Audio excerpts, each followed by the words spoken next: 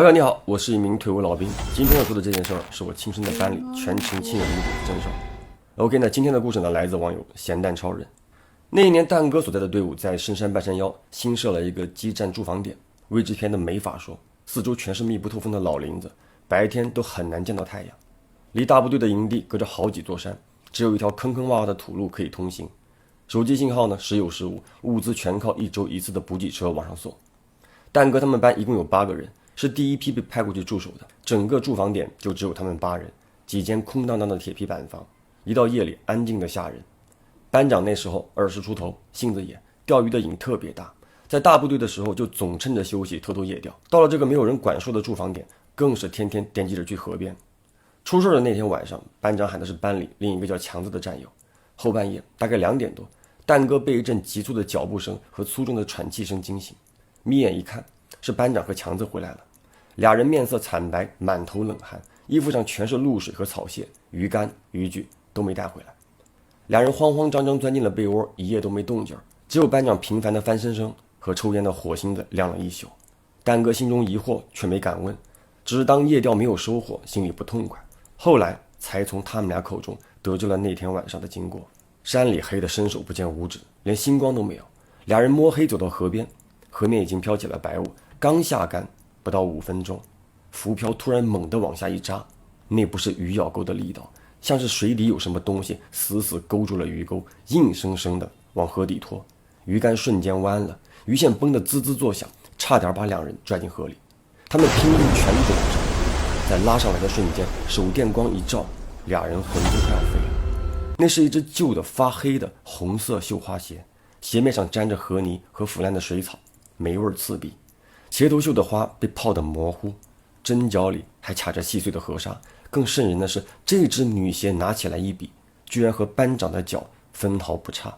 班长伸手去解鱼钩，指尖刚碰到鞋面，一股刺骨的寒气直接窜进了心底，后颈子像被人吹了一口冷气。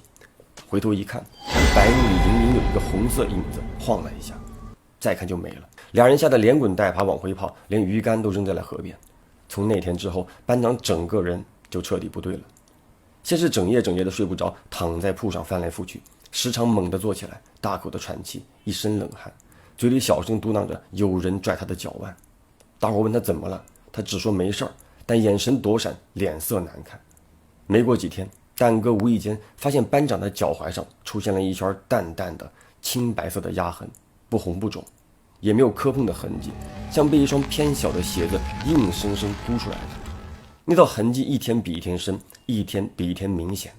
班长那段时间甚至走路都不自然了。紧接着他开始梦游，这一幕蛋哥亲眼见过不止一次。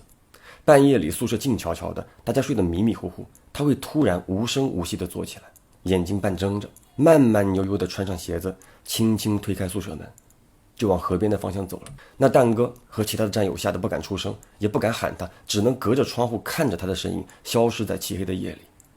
大概半个多小时之后，他会悄无声息地走回来，躺下来继续睡。第二天问他，他一脸的茫然，总说自己根本没有出过门，睡得很沉。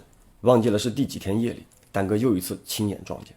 那天由于太热，蛋哥躺在床上就是睡不着，听见外面有轻微的脚步声，以为班长又要去河边，悄悄爬起来之后，蛋哥趴在窗户上往外看，发现班长这一次朝着厕所的方向走了。蛋哥壮着胆子轻轻地跟在后面，厕所的门半开半闭，灯光昏黄。班长站在镜子前，手里无意识地比划着穿衣、系扣、脱鞋的动作，嘴里居然唱起了歌，歌声带着浓浓的哭腔，悲凉又哀怨。一哭爹娘泪汪汪，女儿离乡脚冰凉。红鞋落河无人见，谁来替我家园芳？二哭河水漫过桥，一只红鞋水上漂。盼君来穿我鞋子，渡我离针。那阵昏黄的灯泡闪了几下，突然暗了一半，只剩微弱的余光，阴恻恻的歌声在死寂的夜里飘得很远，听得蛋哥鸡皮疙瘩起了一身。接下来连续4、5天，班长夜夜都去厕所对着镜子唱歌，状态越来越差，脸白得像纸，眼神呆滞，精神恍惚，饭吃不下，水喝不下。整个人以肉眼可见的速度消瘦，精气神像是被彻底抽干，时不时的还会坐在角落发呆，嘴里反复的喃喃自语：有人在等我，他要我去穿鞋，他要我跟他走。班里的战友每天都活在恐惧里，没人敢睡踏实，没人敢靠近厕所，更没人敢提河边的事儿。可这样下去，班长肯定要出大事儿。蛋哥和班里的几位战友商量之后，决定把这件事儿告诉连长。连长听完，查看了班长的状态，当场脸色大变。他知道这种事儿在队伍里是绝对不能声张，更不能上报的。连夜把这个事儿汇报给营长之后，营长当天就赶到了驻防点，看着班长憔悴的样子，又听了全班的口述，当场拍板，这件事儿不能上报。营长直接把事儿压了下来，严禁任何人外传。他托人多方打听，联系到了当地一位德高望重的老先生。这位老先生懂规矩，有章法，平日里帮人处理这类蹊跷事口碑极好。营长也再三叮嘱，让老先生悄悄地连夜上山，不准声张。而老先生上山之后，只是仔细询问了事情的全部经过，看了看班长脚踝上的勒痕，独自去了那条河边转了一圈。回来后，老先生让大家放心，这是含冤而死的人，执念太深，困在河里走不了。他不是要害人，只是心里委屈，想有人送他一程。说来神奇，老先生回来的当天夜里，班长睡得格外踏实，再也没有起身去厕所唱歌，宿舍也终于恢复了久违的安静。第二天一早，班长脚踝上的勒痕就淡了一大半。3天之后，勒痕彻底消失。1周之后，他的精神食欲全都慢慢恢复了正常，整个人终于缓了过来。只是从那以后，他再也不敢钓鱼，再也不敢靠近河边、湖边，看见红色的鞋子就浑身发紧。夜里睡觉必须留一盏小灯。朋友们，有些地方真的不能乱去，有些东西真的不能乱碰，有些藏在岁月里的冤屈也从来不会凭空消散。陪伴了3年的好兄弟，由于一次诡异的夜钓，彻底的消失了。那今天的故事呢，来自直播间的网友。事情呢，要从2-3年前说起。那个时候抖音的钓鱼呢特别的火，那强子呢也跟着入坑了，纯小白，网上呢买了不少装备。那有一次呢，就认识了一个姓陈的大哥，俩人都是新手，那一起摸索，一起进步嘛，到处游钓，同吃同喝，很快呢成了好朋友。后面呢，这个强子过生日，老陈呢就送了他一根很贵的鱼竿，千川里。男人嘛，感情比较纯粹啊，你对我好，我就对你好。所以呢，老陈只要约强子钓鱼，基本上呢是随叫随到。到去年的9月份啊，有一天晚上，这个老陈呢就约强子到他们当地的一个桥洞下面去钓鱼。那个地方很荒，没有人管。那俩人到的时候呢，已经有一个钓友在那边了。2个人找好位置，坐下之后啊，目标很明确，钓草鱼，水面层。当天晚上这个鱼口啊特别的丰，但全都是小罗非。2个多小时钓了得有50-60条了。可是到了晚上11点左右的时候啊，突然间停口了，一点动静都没了。就寻思这鱼呢是不是都睡觉了，该回家了。